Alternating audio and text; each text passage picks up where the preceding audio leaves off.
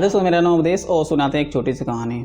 कभी कभी होता क्या है कि किसी इंसान को यदि शेर बोल दो तो वो ज़्यादा खुश हो जाता है और गधा बोल दो तो कुछ बुरा ज़्यादा ही बुरा मान जाता है। एक्चुअली जबकि दोनों को इंसिडेंटली जानवर ही हैं, एनिमल्स ही हैं।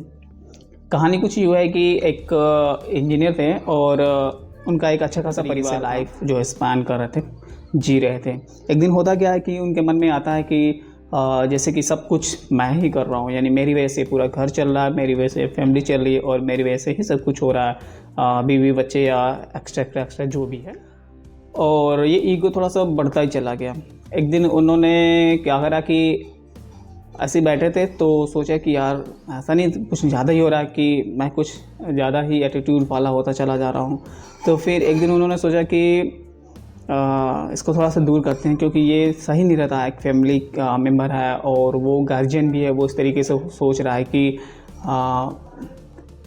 इस तरीके से हो रहा है कुछ गलत सारी चीज़ें। तो एक दिन गांव में ही एक महात्मा आते हैं और सत्संग टाइप का कुछ रखा रहता है। तो इनकी भी इच्छा होती है कि चलते हैं हम भी और वहीं पे देखते हैं कि क्या समाधान वगैरह मिलते हैं। तो फिर जाते हैं और संयोग से जो प्रवचन चल रहा था उसमें टॉपिक भी सेम था, ईगो या अहंकार था वहाँ पे।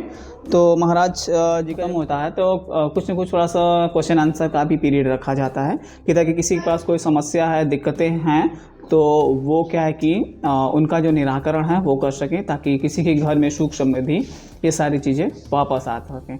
तो इंजीनियर ने क्या करा कि वहाँ पे सवाल पूछा कि महाराज मेरे अंदर जो है कि विकसित हो रही हैं, थोड़ा सा इसका कुछ उपाय बताए। तो वो बोलते हैं कि देखो होता क्या है कि कभी भी कोई चीज़ें किसी के द्वारा नहीं होती हैं, वो प्री डिसाइडेड होती हैं कि क्या होना है क्या नहीं होना है। यदि आप घर संभाल रहे हो, नेक्स्ट यदि कोई दूसरा बंदा आएगा तो वो भी घर वापस अच्छे से संभालेगा। यदि कोई फैक्ट्री आप कर रहे हो तो निश्चित तौर पे आपकी जाने में एक कोई नया यंग मन आएगा।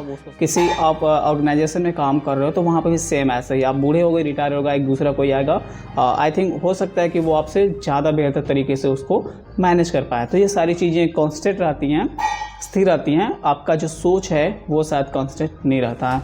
तो बाबा जी ने कहा कि देखो मैं एक उपास हो जाता हूँ, तुम्हें लग रहा है कि तुम ही सब कुछ हो, तो उसका एक सिंपल सा तरीका ये कि आप 2 साल तक आप बिना बताए वहाँ पे घर से गायब हो जाओ, आपको खुद ही सब कुछ समझ में आ जाएगा। तो महाराज बोलते कि मैं 2 साल के लिए गायब, ये मैं मेरे ऊपर छोड़ दो, मैं संभाल लूँगा। तो होता क्या है कि जो क्या नाम है कि इंजीनियर है वो घर बिना बताए घर से गायब हो जाता है।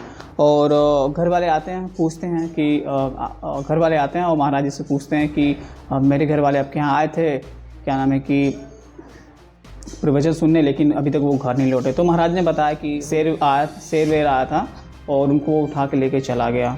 तो सो सॉरी, या दुख थोड़ा सा व्यक्त करते हैं वो। और फिर उसके बाद घर वाले चले जाते हैं वापस। 2 साल बाद जब ये वापस साधु इसको बोलते हैं कि अब आप अपने घर जाओ देखो, तो घर जाके ये देखता है कि उसके जो बच्चे हैं बड़े हो चुके हैं, उनकी शादी हो चुकी है और जो छोटे बच्चा है वो अच्छे से छोटा बच्चा है वो अच्छे से एजुकेशन गेन कर रहा है, जो उससे छोटा है उसका भी लाइफ जो है सेट हो गया। तो यानी कि पूरी फैमिली जो थी उसकी, जहाँ पे इसने छोड़ा था उससे कहीं ज़्यादा, यानी उसकी एक लड़की थी, उसकी शादी भी हो गई थी, अच्छा खासा उसका हस्बैंड था, यानी कि पूरा सब कुछ वेल सेट। तो कहने का मतलब ये है कि कभी भी अपने अंदर ईगो नहीं रहना चाहिए कि मेरी वजह से ये फैमिली चल रही है या मेरी वजह से ऑर्गेनाइजेशन चल रहा है। Thank you.